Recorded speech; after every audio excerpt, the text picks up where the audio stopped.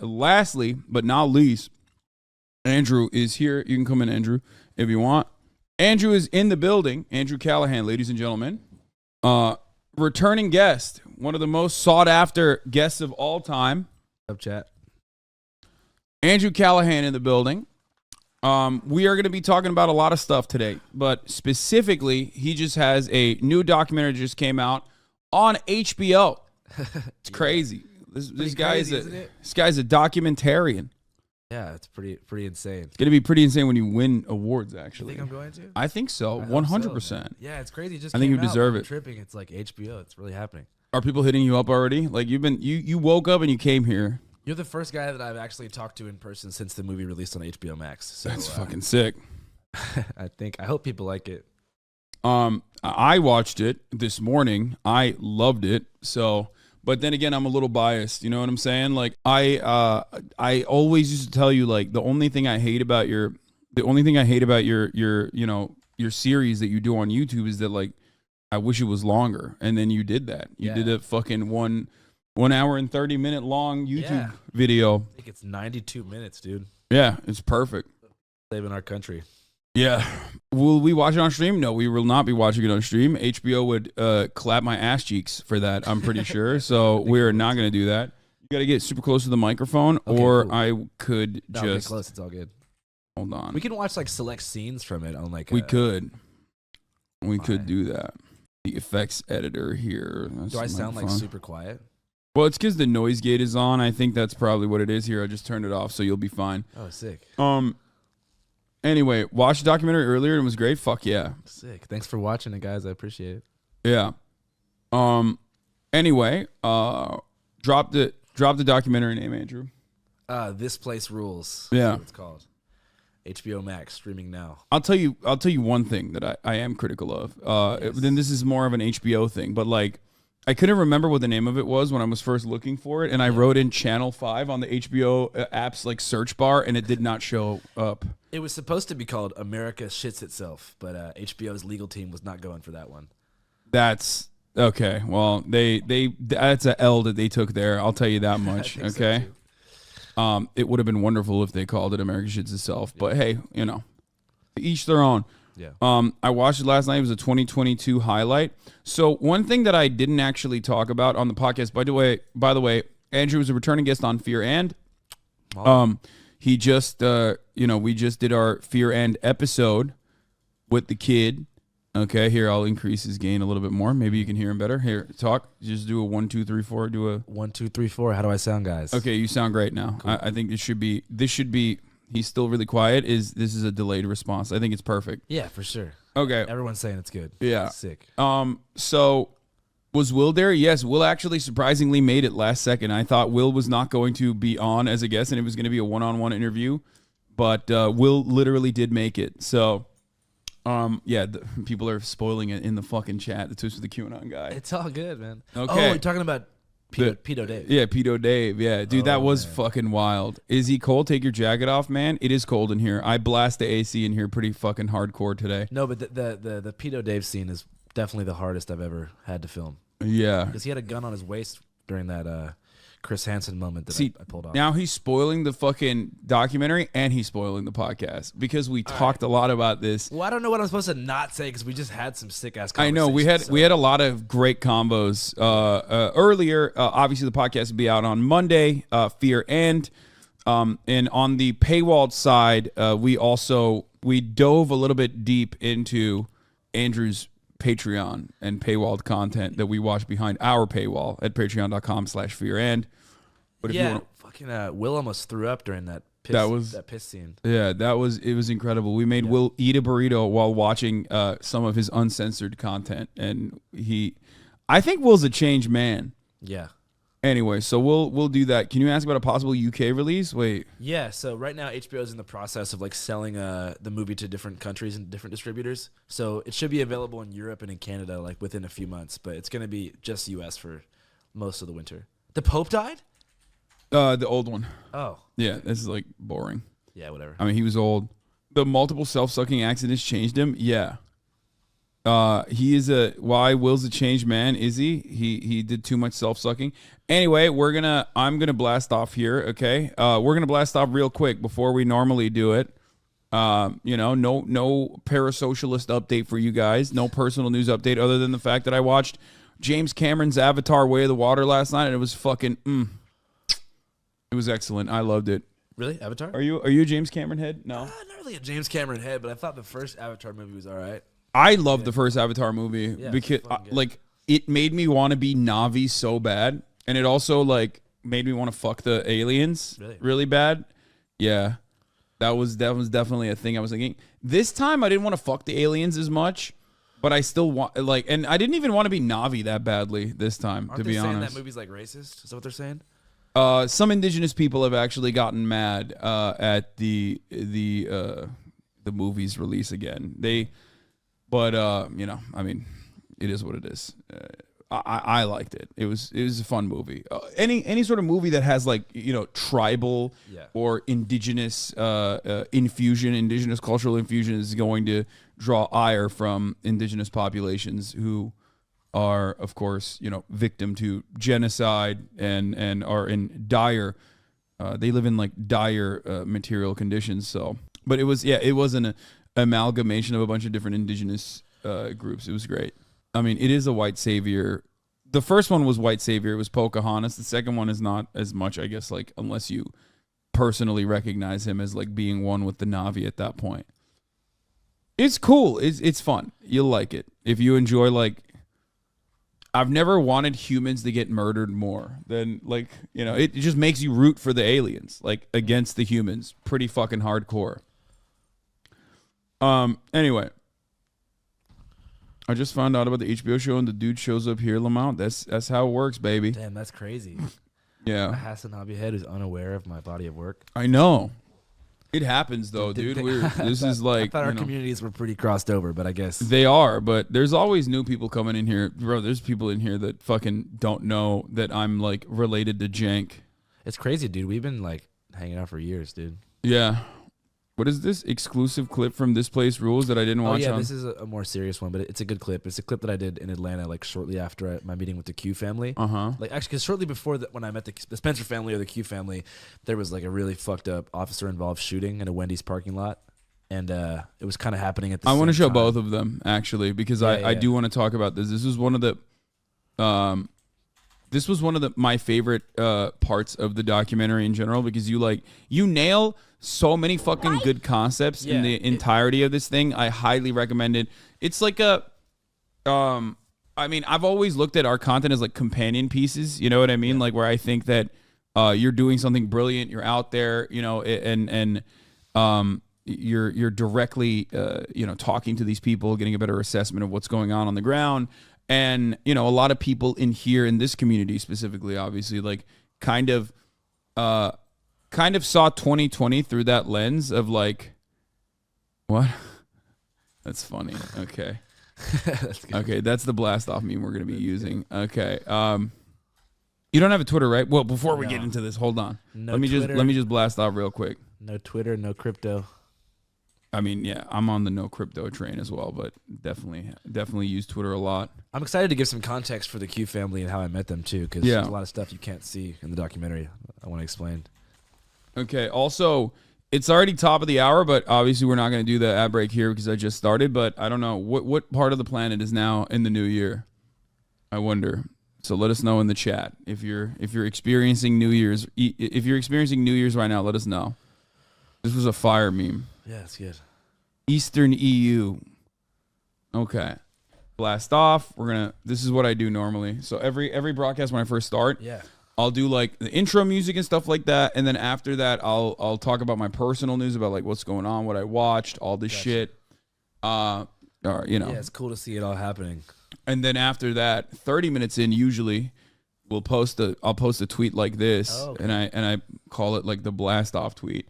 Yeah. Because not everyone gets informed off of Twitch specifically, so I got to let everybody know that I'm live. You know what I mean? We've basically just blasted off. Yeah, we just did. And you're on it now. Barbara Walters is dead. Long live Barbara Walters. I think you're infinitely better than Barbara Walters, by the way, for the record.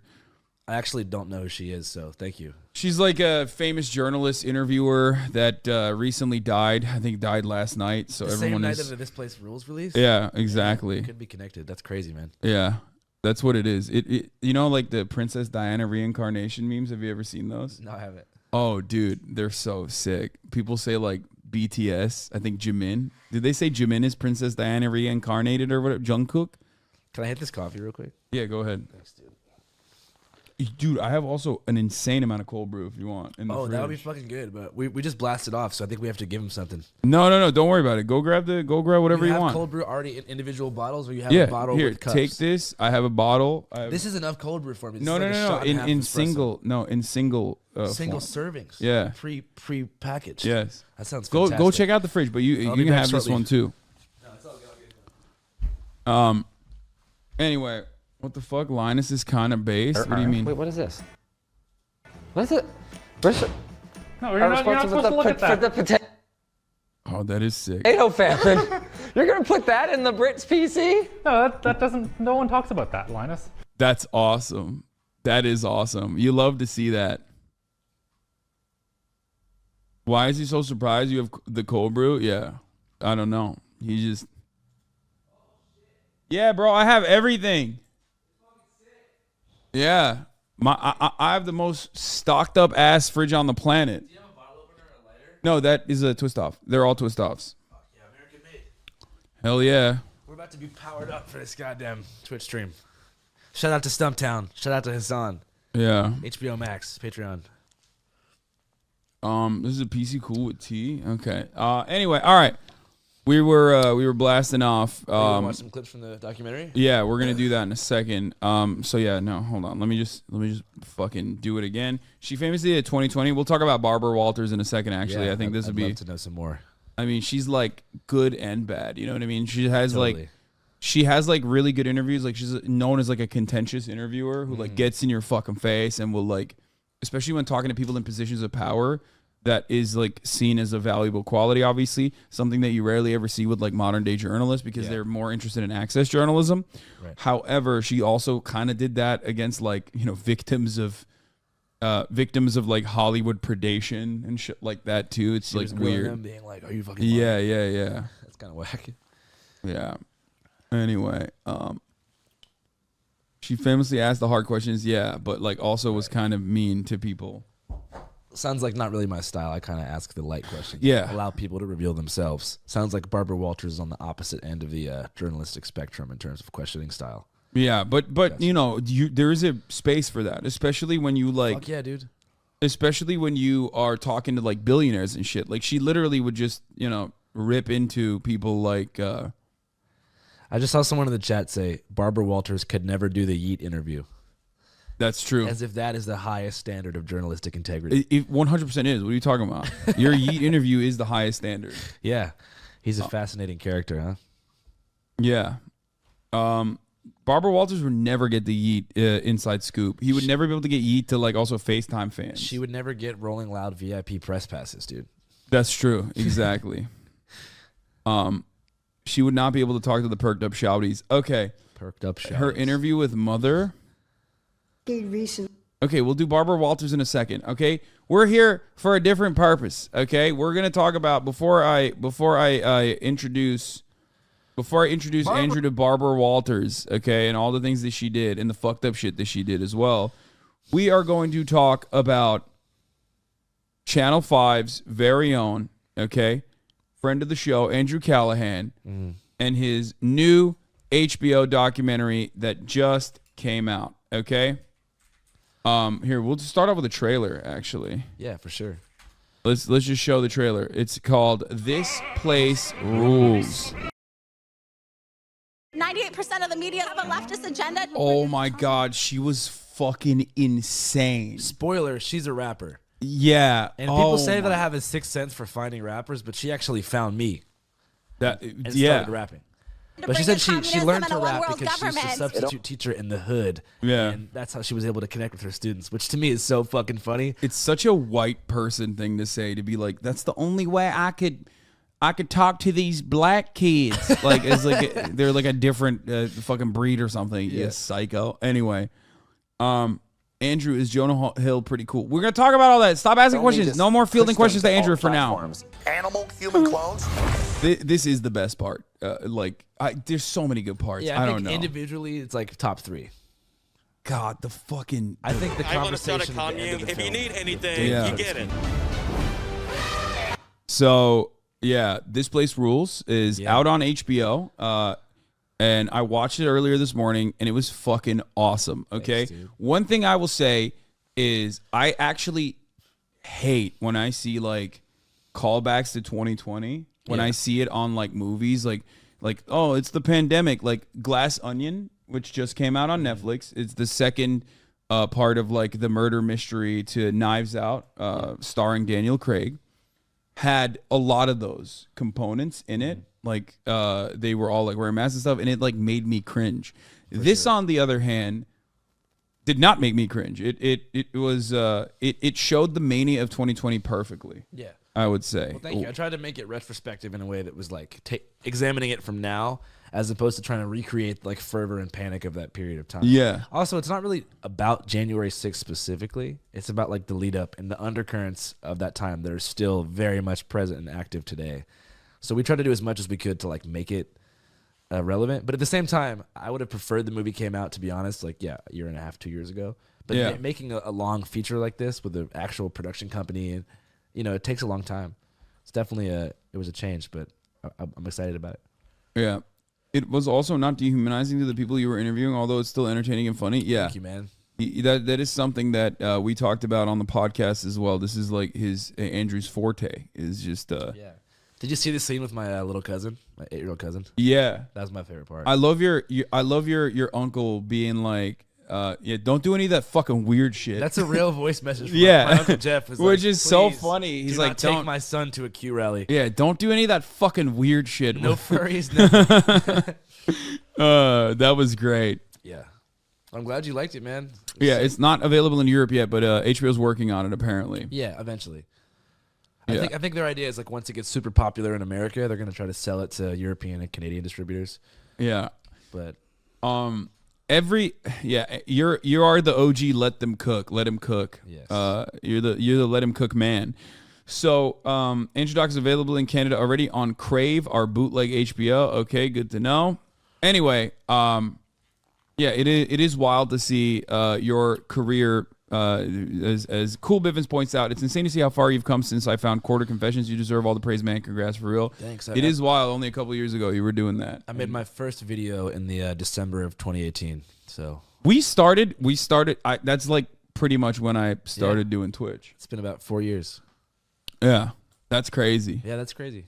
Uh, You were like the first streamer that I actually thought was tight. Oh, thank you. Yeah. And now that you know more streamers, you know that is firmly the truth. I still basically just know you. But yeah, ask him about his sex life on the road. Why are you such a pervert, dude? Are you okay? That's so whack. Take an hour off, Sex life chatter. on the road. I'm spraying you with fucking water. 2 shows a night. Yeah, fucking weirdo. Okay. All right, so This Place Rules came out. I watched this morning. I fucking loved it. Okay. There are a lot. I've always, like I said before, I've always seen like Andrew's content as like a perfect companion piece to what I do here on the stream as well. Mm-hmm. Like reaching out to people in ways that I never could imagine or do. He's a brilliant interviewer. Not contentious, does a really good job of like showcasing people's like true beliefs and perspectives in a way that, still doesn't work to like do propaganda for them either. Yeah. You know what I mean? Which is part of the reason why I think they get mad at you afterwards. Who in particular? Alex Jones got mad at you. Yeah, for sure. Yeah. It is hard though, 'cause you can't really fit this movie into a particular box. And that's why the CNN interview with Don Lemon was so awkward. We're gonna get to that in a second. But before we talk about the CNN interview, I want to show one of the incredible dualities that you pointed out to in the American experience within the docuseries or within the documentary itself. First, we're going to talk about the Q family. Okay. So to clarify, this is a family that I met outside of the Georgia governor's house. It was during a protest during the Stop the Steal movement. They were outside of his house demanding that he overturn the election results. Because as you know, Georgia was a blue state in 2020. So this is outside of his house. Fun fact, this is an event where the keynote speakers at this small rally were Alex Jones and Nick Fuentes. So they delivered speeches about 30 minutes after I first met the Q family. So the Q family is actually called the Spencer family. And I had never seen someone this young at a right-wing political rally. And so, like, what you're seeing here is the first interaction I ever had with these folks. So there was no, this is just the raw footage of the first meeting. Child molester. And he kidnaps children and does horrible things to them. Just like Hillary Clinton and Obama, who made the virus. The virus is man-made. It doesn't exist. Kids need to be put back in school. The people who are pulling the strings is the Italian Vatican. They actually are reptilian bloodlines from another planet. They're basically robots. And the evil people that are there, such as the Rothschilds, who suck blood out of children to get...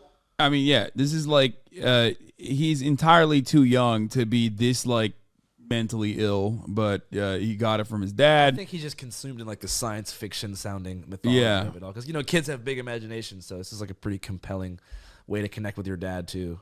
Yeah. Like, they don't like play catch together. They just like sit around and talk about deep state cabals. Yeah, I mean, their form of bonding. Exactly. You get into whatever your father's into, and unfortunately, the dad is into like really the awful shit. What's funny though is he wasn't before, you know, like 3 months prior. So it only took a few months for his dad Brandon to be fully consumed in the Q sphere. Yeah, and he's. I mean, let's not spoil what happens to them. You got to watch the documentary, So but like for context, in the second part of this film, I meet back up with the family like maybe 4 or 5 months after January 6th to kind of evaluate where they're at, if they're still deep in the Q hole, and it was very interesting. So check it out to see that. So one thing though that I found to be particularly interesting about this is that like you basically said something that I've been talking about for a very long time, which is that like a lot of the QAnon people are in these like socially alienated, isolated bubbles. Yeah. And they create a sense of community for themselves. But more importantly than that, the people that like flew to the Capitol. Yeah. To do January 6th, to like, you know, to do the insurrection. Like those people, this is a hobby for them. Yeah. Whereas this part of the this part that I thought was like really interesting because you showcase it right next to one another. People protesting police brutality in their towns. And so the reason this kind of came together is because the Q family doesn't live in like the bumfuck sticks of middle of nowhere type vibes. They actually live in Atlanta proper. On their block, like they have Trump flags and QAnon flags and shit, but every other house on their block has like no human is illegal, water is a human right. Those yard signs, like they're on a pretty heavy like a Joe Brandon block.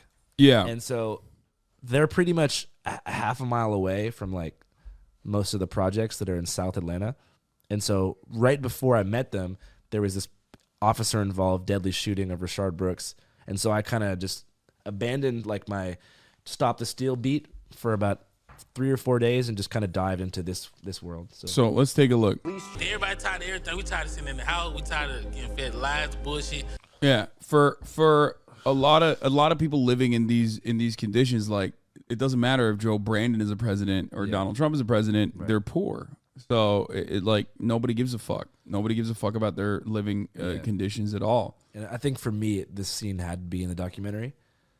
Just to show that, like, outside of the world of like mainstream media, echo chambers and outrage cycles and culture wars that are being like propagated online and voting booths, there is actually like continuous real life concerns like systematic inequality and poverty that will continue regardless of who the president is and have continued for hundreds of years and beyond. Yeah. And so it's like you have to also frame that like this isn't a leftist thing. Yeah. You know what I'm saying? Whereas the Stop the Steal movement is in fact a conservative right-wing political movement. There's nothing necessarily political about poverty. And that's I mean, it is a product of American politics in the sense that like, but it transcends beyond like political ideology for sure. Democrat or Republican, like everyone should want people to not live in the projects. Yeah, well, but also the reason why it transcends beyond politics is because both parties are kind of to the right with respect to like how they treat poor people and how they treat poverty the in optics general. are very much not sexist. Yeah.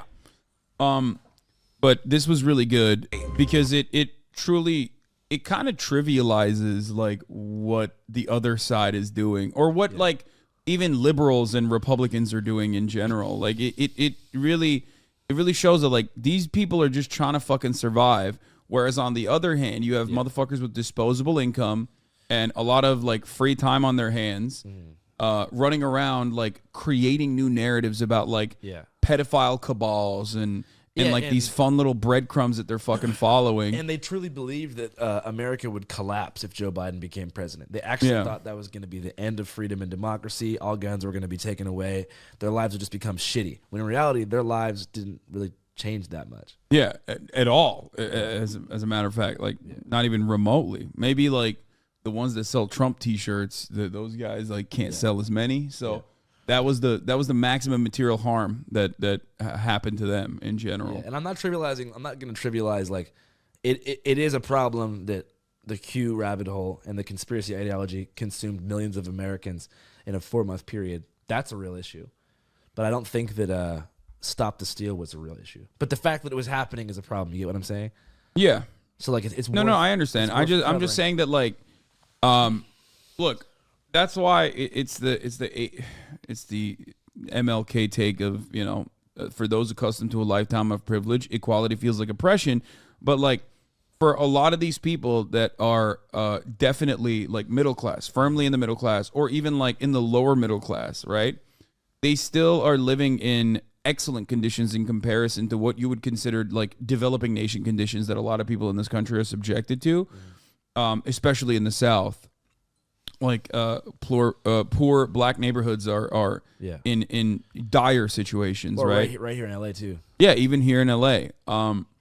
And the reality for them is just dramatically different. Yeah. And what I mean by that is like if you're fine, if you're like in a relatively good, relatively decent shape, maybe you're struggling to make ends meet ultimately, but like not extremely poor in the way that these people are, you're basically looking for new fun hobbies. And I think that's why they like pick up political hobbyism in this regard. Yeah. Because there isn't anything that you can like truly grab onto. There's no mechanism of pushback. There's no like adequate way to like get your legislators to do the things that you want them to do that will like truly make your life better, like healthcare. You know what I mean? No one's going to give that to you. Right? It's just not going to happen. Democrats are not going to give that to you. Republicans don't even give a shit. So if you're living in the fucking suburbs, you like look for new political movements that are fun and interactive. And QAnon was that for so many people. And a lot of the people who are into QAnon are oftentimes underprivileged. A lot of these people are like poor white people who like, you know, lost their fucking job due to automation or something like that.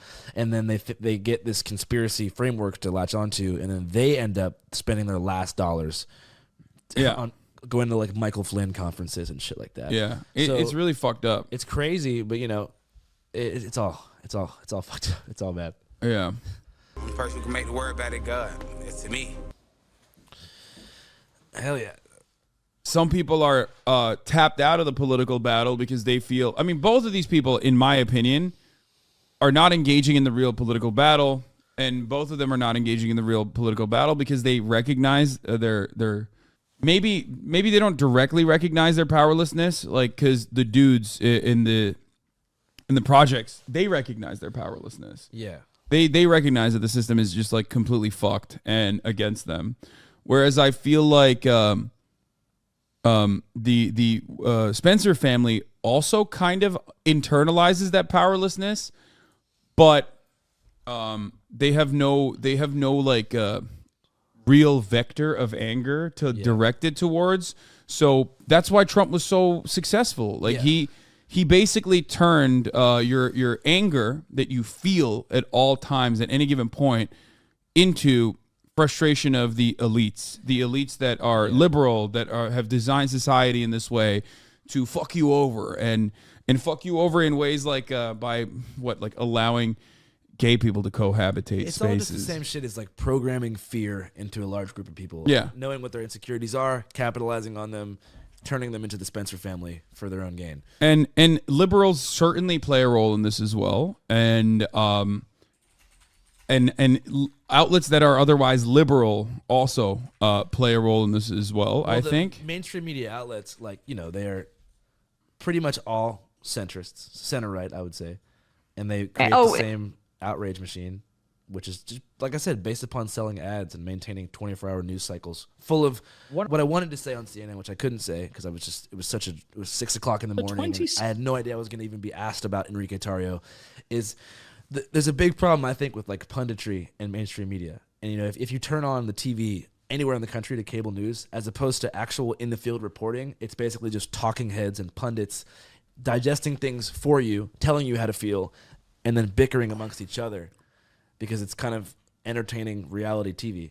Or even when they do actually do like man on the street shit, oftentimes they basically fucking hyper focus on it with a very liberal slant that I think overlooks the real situation on the ground. Like it's just local news does this all the fucking time. Like local broadcasters are incredibly reactionary, incredibly right wing. So like one of the greatest examples I use all the time is basically that whenever there is like a looting or whenever there is like a situation on the ground, like they'll immediately call it like, oh, these are riots. And instead of looking at like why they're happening and like you did when you went down there, when you went to Minneapolis, right?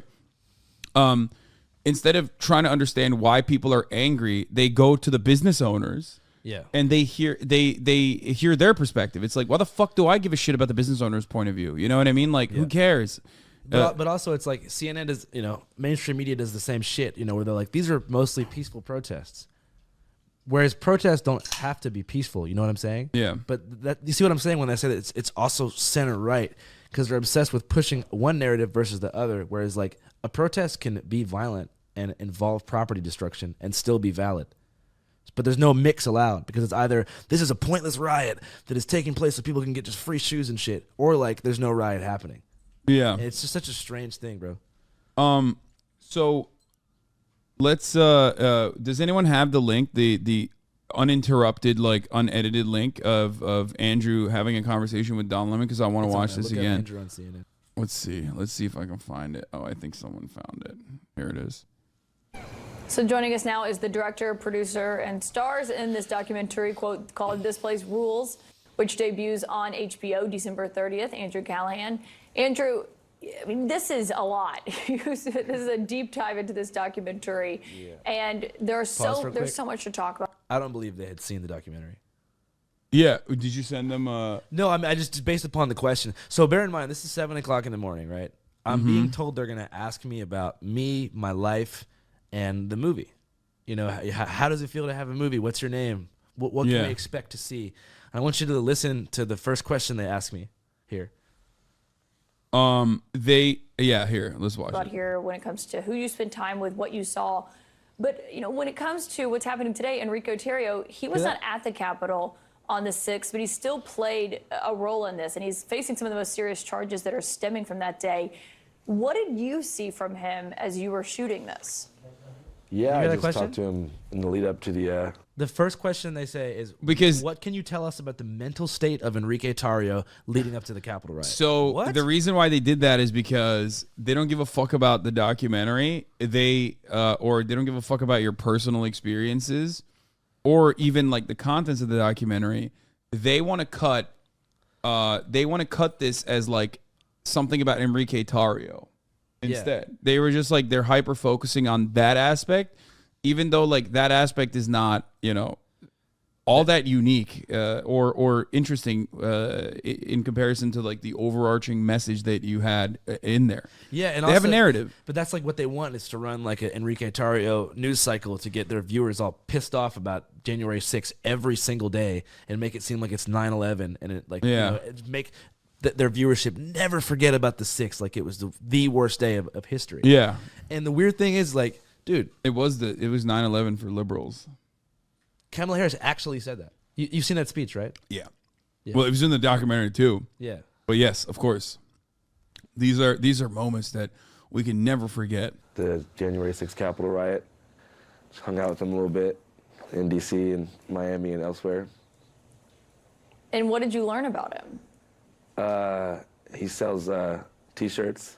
That's the perfect way to describe him, though. I think one thing that the documentary showed me for sure, like before I was always like, you and I have even had this conversation in private where I was like, maybe, do you think Enrique Tarrio is a CIA, or not CIA, like an FBI asset or whatever, because like he had been an informant, right? And no, when you actually watch the documentary, you'll see like, dude, nah, he's just like a fucking T-shirt salesman. Him and Alex Jones run the two largest Patriot merchandise companies on the internet. Yeah. And Enrique Tarrio sells Joe Biden merch on the side. So basically, when I say he's a T-shirt salesman, that's what I'm saying. That's no, he literally is like a merchandise salesman, and I think he even admits in the documentary that he sells Joe Biden shirts as well secretly. But this freaked me out so much because here I am on CNN, which is a pillar of American journalism, and they hit me with the curveball question at 7 o'clock in the morning. I'm alone remotely in a room in Midtown Manhattan with a producer looking at me, and I didn't know what to say here. I was fucking terrified. I don't know if you can tell here, but like my heart was beating out of my chest in this moment. I know the producer that is my friend's brother. Hell yeah, he was nice. But I'm saying that question also potentially puts me in danger. Do you know what I'm saying? Yeah. They're asking me to make a pointed statement about like a right-wing leader like that. Like if I say something incriminating, negative, that puts a target on my head, dude. Yeah. Just it does. Like, Proud Boys. Yeah. Oh, it also like kind of cucks your future journalistic endeavors as well when you like you have a way of opening a lot of these people up and having them be honest with you.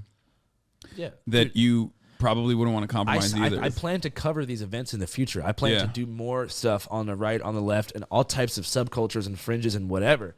So if I say something damning about Enrique Tarrio, that puts me in a lot of danger at a future event that I might cover because they're like, that's the guy who said that Enrique Tarrio wanted the Capitol riot to happen or something. Yeah, exactly. Yeah.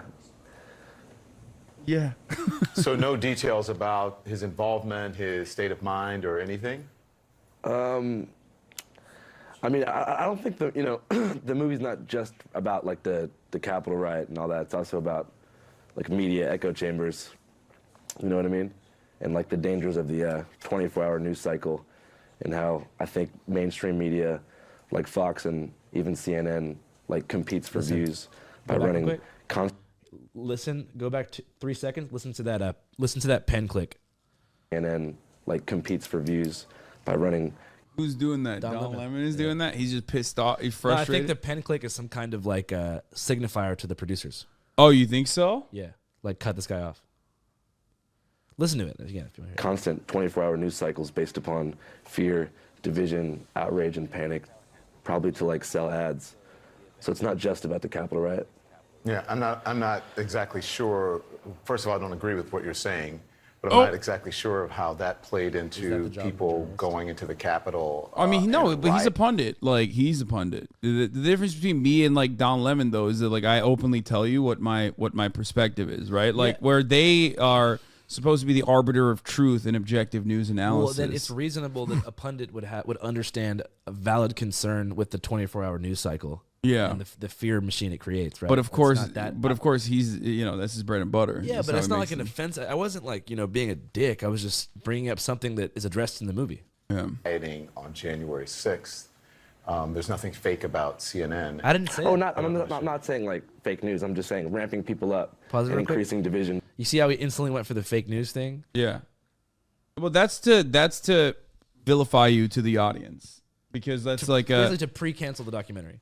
Well, it's to basically just say, well, I don't think they were going to be able to cancel it because I'm you're just saying, not. Like they're trying to make it. They're trying to make me seem like I am a. I think in that moment he's trying to put you in a pocket and basically say that like, oh, you're saying CNN is fake news, so that the audience that's already conditioned into saying, oh, what the fuck is this guy like a right wing guy? Yeah. To go, oh yeah, he must be a right wing guy because.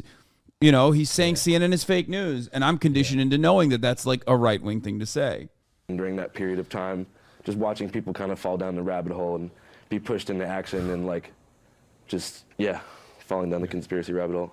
Yeah, I think more people would consider, what's happening online and what happened with the former president and the messaging that he was putting out there and QAnon and so forth. Oh yeah, I definitely agree 100% with that as well.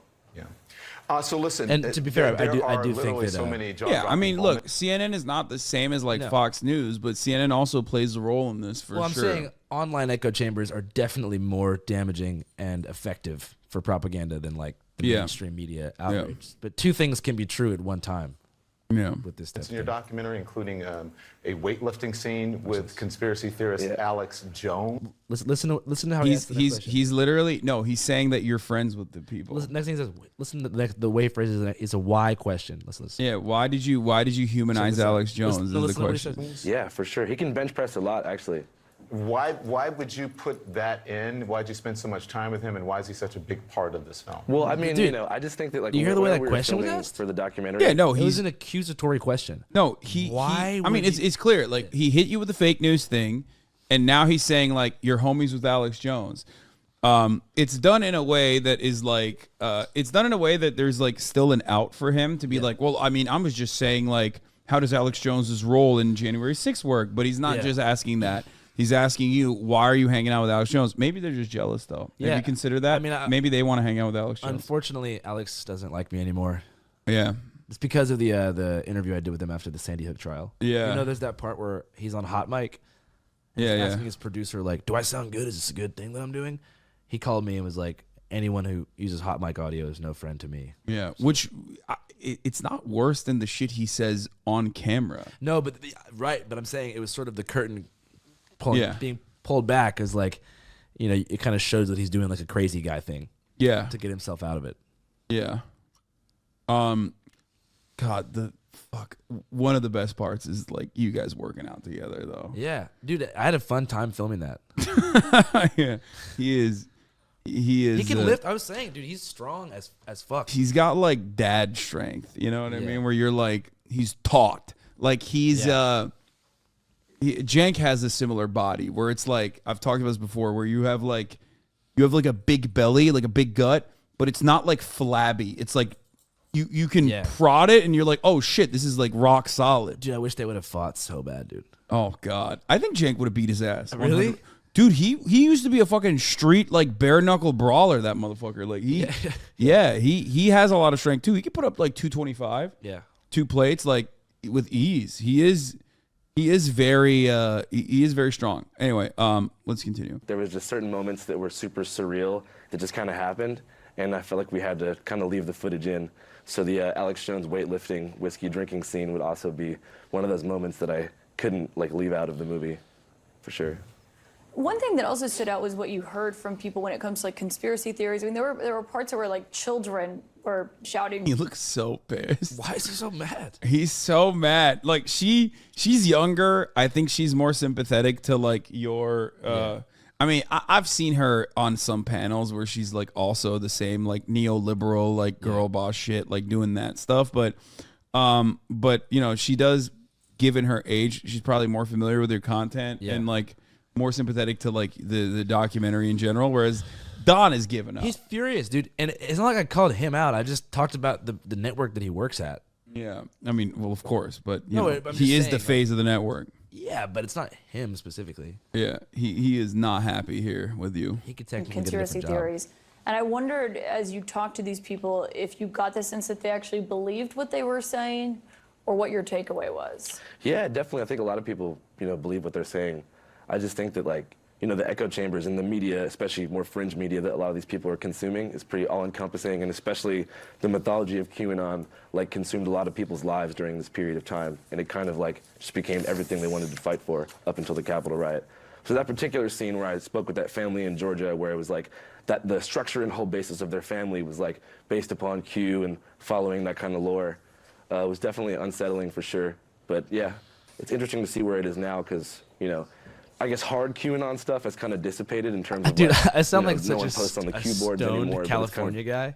You know what I mean? It's 6 a.m. I look like I'm high as shit. I'm yeah, it's a no. You sound great, bro. You're crazy. This family's all super. You sound great. What are you talking about? Bled into no, it's because you're you're surprisingly for someone who's on camera all the time. I guess you're not used to like seeing yourself on camera in a professional setting like this. Yeah, no, that's just what it is. It's like jitters that come after you do it a million times over. Trust me, you won't give a shit. You sound great. Conservative thought. All right. Yeah.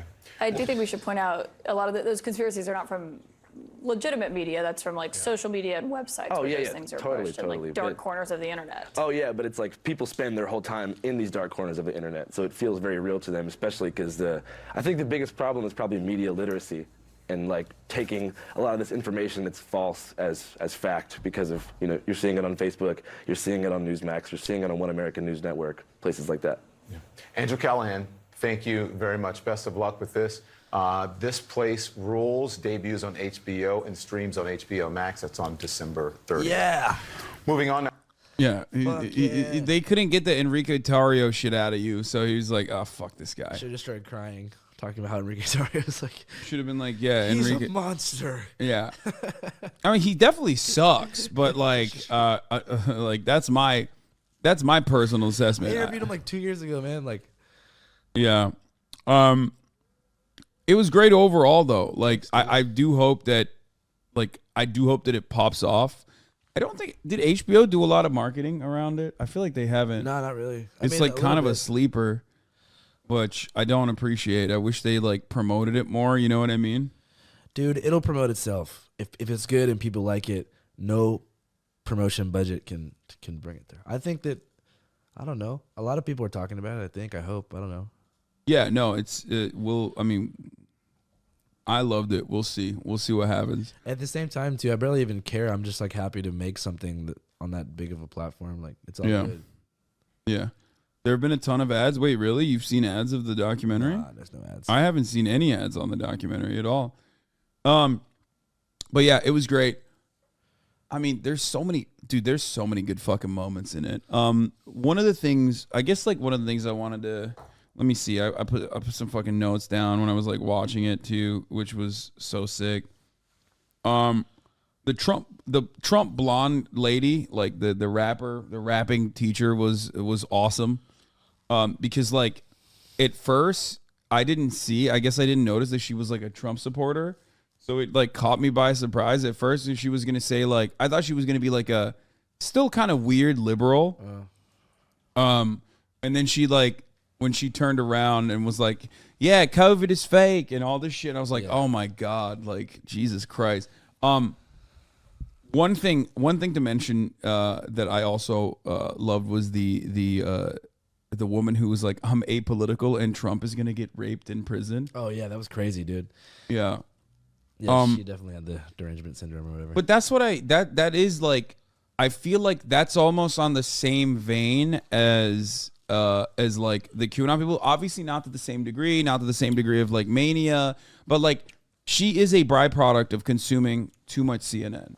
Yeah, dude, for sure. And what I mean by that is that like she is not genuinely interested in truly helping in any sort of like emancipatory cause for immigrants, for black people.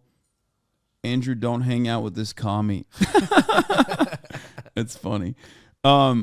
She's not like, these are the same people that like basically now ride for Title 42, which is like a Trump administration era policy, a COVID protection measure, right? That stopped asylum seekers from legally seeking asylum, a human rights abuse, in my opinion. Yeah, well, I mean, she's definitely a victim of the outrage machine for sure, because like, she's not even really politically involved aside from just having this like burning outrage for just Trump as an individual. Yeah. Like not really caring about any deeper systematic problems or actual social issues. Just being like, Trump sucks ass. That's my personality.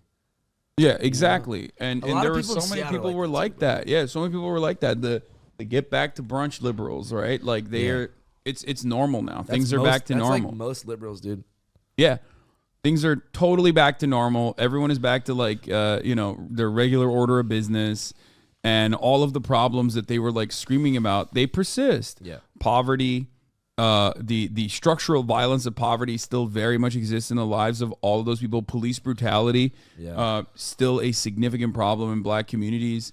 If anything, it's gotten worse as far as like the amount of if anything, it's gotten worse as far as like the budgets and the way that we analyze the police or the way that we look at the police. Like they use the defund the police movement and the BLM protest to like they weaponized it against like black people, and now also, cops get bigger budgets than ever, and they still people are still saying like, oh, these cities are crime ridden, and it's because we're not respecting cops enough. Dude, when I was in Seattle, I like rented a Camaro or some like super douchebag car just for fun. Cause like, you know, and my fucking back window got like busted out with a crowbar or some shit. My backpack got stolen, and so I called the cops. I normally don't call the police, but if you file a claim or whatever on a rental car, you can get like refunded. So I just had to file like a basic report talking about what happened. So I called them like, hey, I want to file a report about how like my car got broken into, so I can submit this shit to Enterprise to get a refund. And the dispatch guy on the phone was like, well, you know, since they defunded us and everything, like. It's gonna be a lot.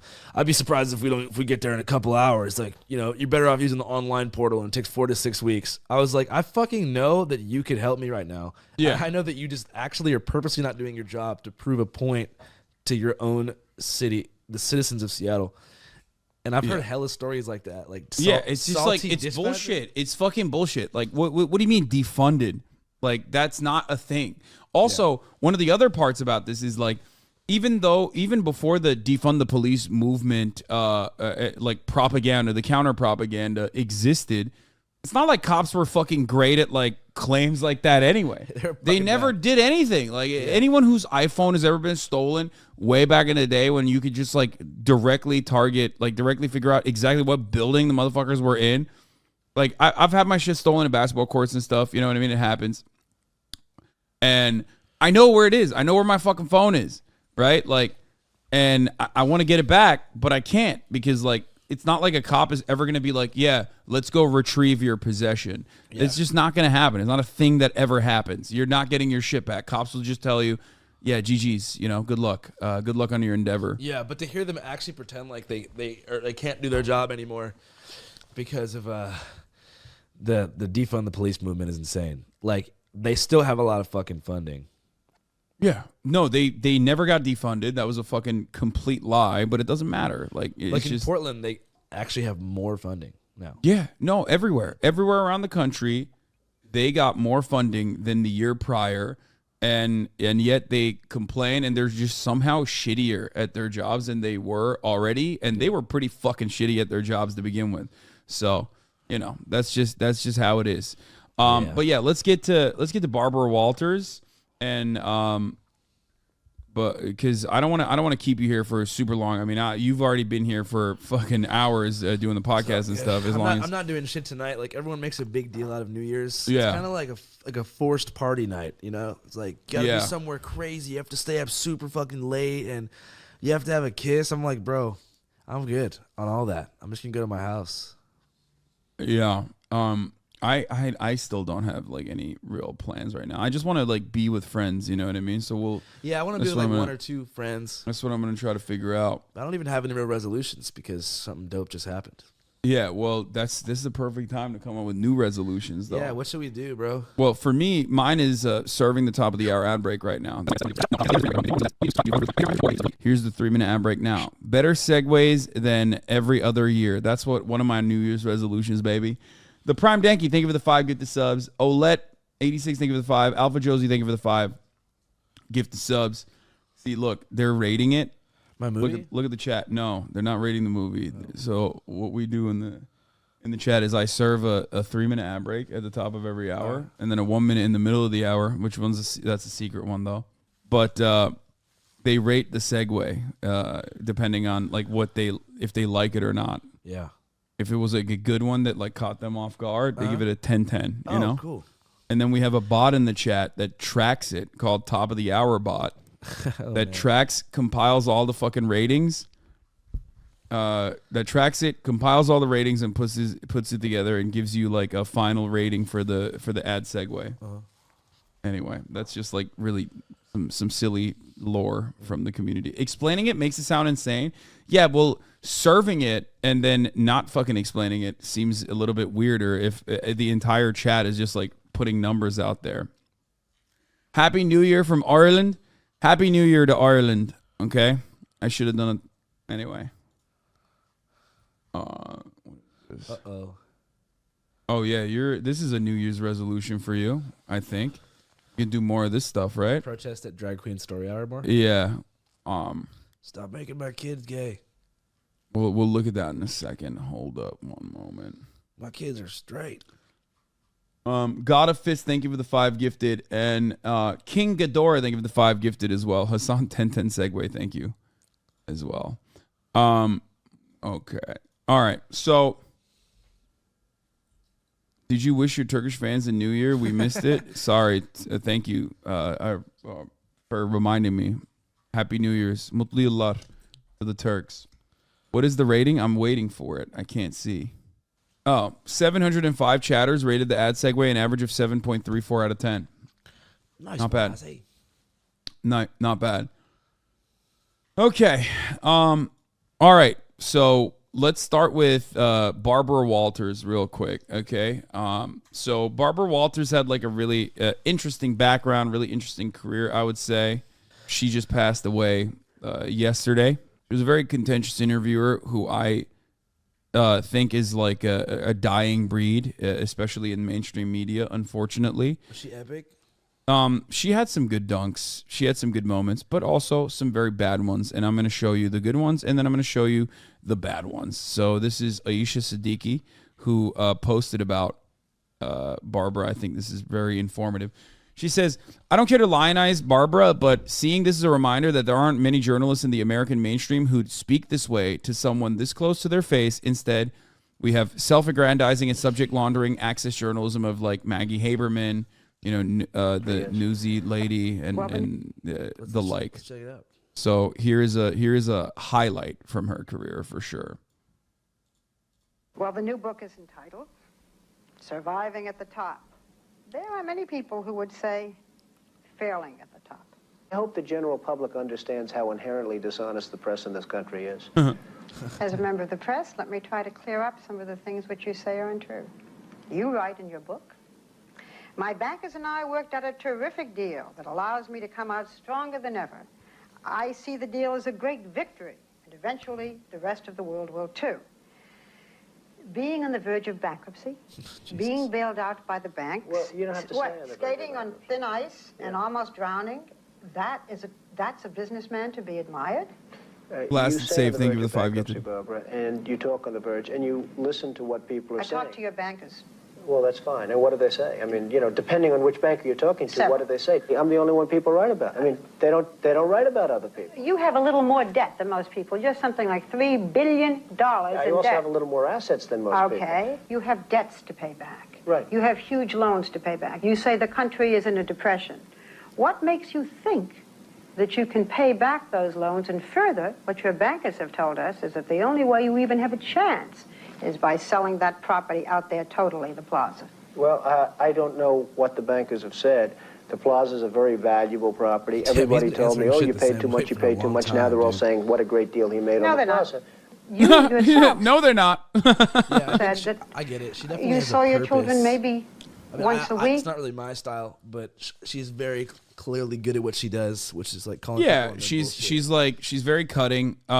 She does her research ahead of time, Yes. and she's quick with the retorts, which is good. Okay, so I'm just gonna go ahead and say rest in power.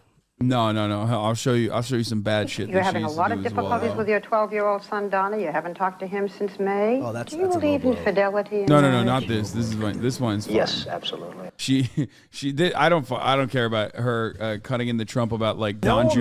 who fucking. has come closer. Oh, she interviewed Fidel Castro. Yeah, like she's done some good shit, but I do find it funny that she ripped into Trump for his like shitty experiences or shitty relationship with his son. I do.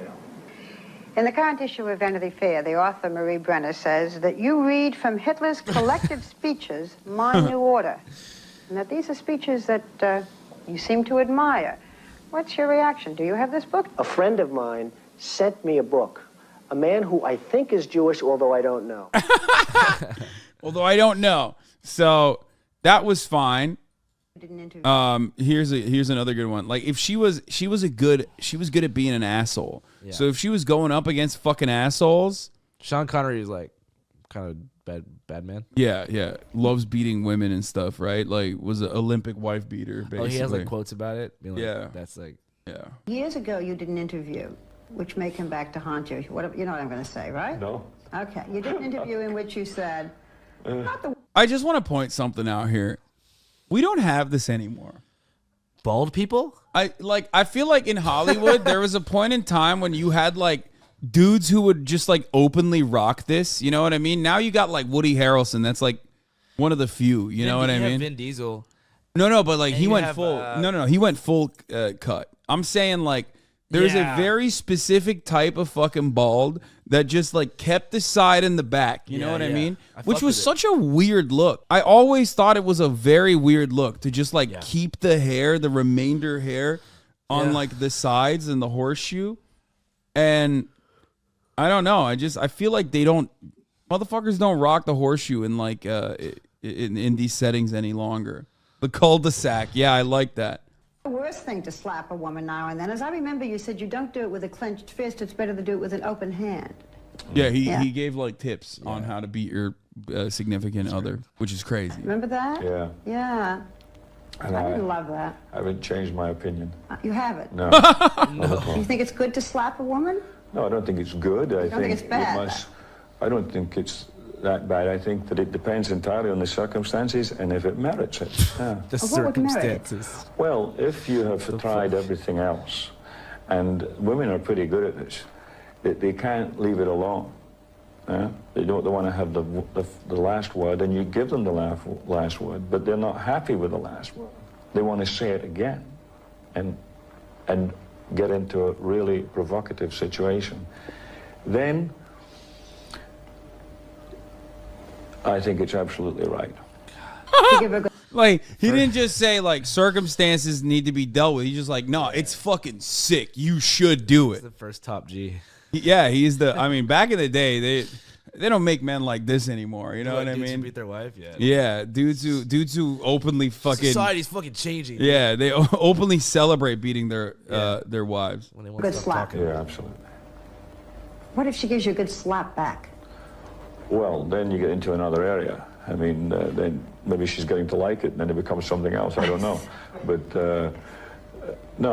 seriously, I think that it's the last resort. He's not going to do it because he wants to do it. Wait till people see this interview. You're going to get mail. Oh shit! She told him like that. Yeah. That dude's a fucking loser, man. Yeah, I mean, he's just like. I can't speak to the validity of the site, but I was curious. Found it Libra Stellium. Okay, anyway, this was part of why I said don't lionize her. Where does the site get people's? Oh yeah, people probably fucking yelled at this person, so they deleted the tweet, which sucks. But yeah, no, she was definitely like kind of weird. This is like here. This is not a great. This is definitely not a great interview for Barbara, where she like keeps up this like contentious attitude. Right? Aisha Esquire, thank you for the 5 get the subs. She keeps up this contentious attitude in fucking interviews where she's like talking to victims and shit. You know what I mean? Which is like not great. Anyway. I'm saying that there are people that is Nick Offerman. Were the people that did this to both me and Corey that are still working. They're still out there, and they're some of the richest, most powerful people in this business. And they are. And they do not want me saying what I'm saying right now. Are you saying that they're pedophiles? Yes. And that they're still in this business? Yes. That's what. Yeah, and that's what you were saying in your book. When you talk to when you talk to And they don't want parents, me here right now. Trust Corey, me. They want me dead. there are a lot of parents out here Is that who Ron want to put their Swanson? kids in this. What Yeah. the fuck is going on there? This is The View, baby. This is Nick What? Offerman in the flesh. Why is he in such a serious interview? Well, I don't know, actually. What I don't know in the why he's fuck? there. That is weird, That is though. the worst guy for this situation right now. But maybe he was just like, I don't know. Maybe Did he he used to wasn't. have serious conversations about stuff like this? I have no in this idea. I outfit? don't know why he's in the fucking Corey Feldman interview. Holy I don't know. shit. All right. It's business. Their kids are cute. They're great actors. Da, da, da. What would you say to a parent who just has the best of intentions, who's coming here with their child? If you're saying that there's a lot of predators in this industry. They're like they're riding for Hollywood. They're protecting the industry. And she's like Barbara Walters did this to like Drew Barrymore as well, like weirdly, but like was like weirdly reinforcing some of the awful things that Hollywood has done to her in interviews as well. Like It's a she's just done, many-feathered bird, okay? Be careful what you wish for. That's what I'll tell you. You know, don't go into it with naivety. Don't go into it thinking that it's all roses and You're sunglasses and damaging an entire industry. I'm sorry. I wanna I'm clear not up. trying You said to. that- I'm just trying to say that it's a very important, serious topic. You said that there was one gentleman in the industry who did not take advantage of you. He was not a pedophile. You said it was Michael Jackson. no, his name is Michael Jackson. She says. I'm saying, Yeah, he's like he rides for Michael Jackson. Barbara Walters has had some good and bad moments here, clearly. Okay, last one before you leave. Last one before you leave. Norm Macdonald's Barbara Walters joke. I don't know what this is. Barbara Walters is planning to announce her retirement. What's next for Babs? Death. The old Norm Macdonald is. I mean, he was right. Rest in peace to P22. Yeah, he was right. Norm Macdonald also, shouts out to Norm. He too also died. For those of you who don't know. Anyway, okay, all right. Well, I don't want to keep you any longer. Thank you so much for coming, Andrew. This was wonderful. This was a fucking awesome experience to have you back on the show. Fuck yeah, man. Always a pleasure. And you're in LA for a while, right? We'll hang out. Going to El Paso soon. Oh, okay. Never mind. We won't hang out. Oh, we'll hang out before you leave. All right. Well, hopefully everybody gets to watch it. Anything you want to promote, go ahead. Yeah, just go to HBO Max and watch This Place Rules and tell me what you guys think. And patreon.com/channel5. Yeah, join Patreon if you guys want to. Yeah. Patreon, optional. This Place Rules, I would highly recommend that you watch it because I worked on it for 2 years and it's my first movie. It's my directorial debut. Hell yeah. And it was a wonderful one. Yeah, Brace made a cameo. Not the boy, which is fine. Not the kid. I did not make a cameo in the documentary. The kid will make a cameo in the next second one, documentary. hopefully. You can be in Kelly J. Patriot. In the what? You're doing that? Do you want to be in Kelly J. Patriot? Sure. Okay. I mean, I've hung out with him. Cool. We can talk about homes being stolen and such. No one even knows that how good the Kelly J. Patriot documentary is going to be. Yeah, I mean, as someone who's hung out with him, I can sense that it will be very good, dude. Because okay, before I go, I love This Place Rules, but the scope was so massive. I'm making a movie about a huge event, January 6th, that has so much to it that couldn't make the cut, and obviously different angles that weren't in my narrative because it was just my perspective on it. The Kelly J. Patriot movie is like full coverage of like a family, and I'm just excited about it. But I'm really excited about This Place Rules too. Yeah, go watch it if you want to, but you fucking should because it's good. I think. Yeah, it is really good. We're gonna hype it up so that they give you more money and you make more cool documentaries. Mm-hmm. All right. Well, thank you for coming on, man. Appreciate it. All right, let's go.